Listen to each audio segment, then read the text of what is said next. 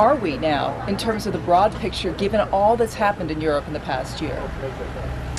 That's a fascinating question. It's a very difficult one to call because I think it needs to be seen within a global context.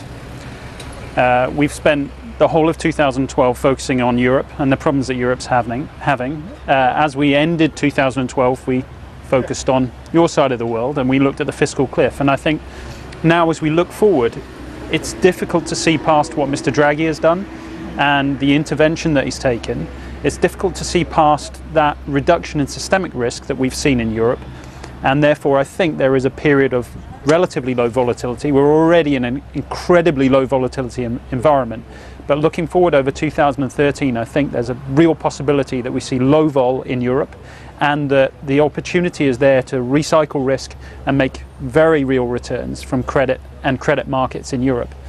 One thing that could potentially destabilize that, and the first thing that we're really looking at, is the Italian elections. Yep.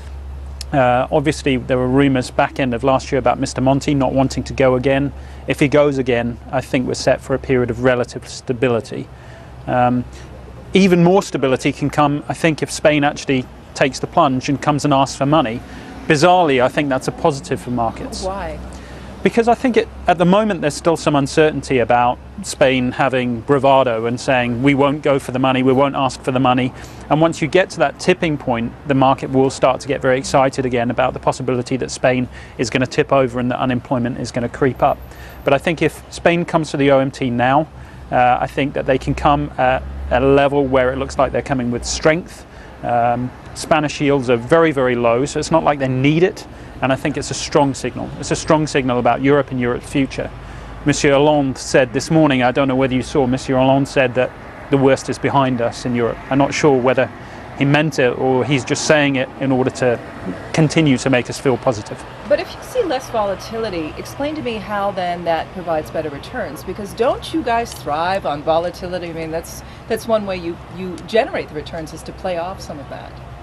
Yeah, I personally love volatility. My favorite times in the office are when the market's going crazy. It's an environment that I thrive on personally, but I don't think that's the only market in which you can make money.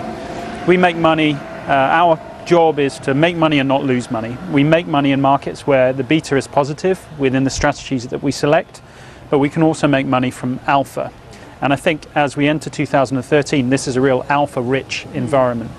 As I said in the last panel, when volatility falls, correlation normally falls with it. And if you look at the pairwise correlation between stocks in Europe, pairwise correlation between credits in Europe, that's really, really declining very rapidly, which means that idiosyncratic risk is a real driver behind returns. So you can pick a short that you really like and a long that you really like and make money whether the market tanks or rallies.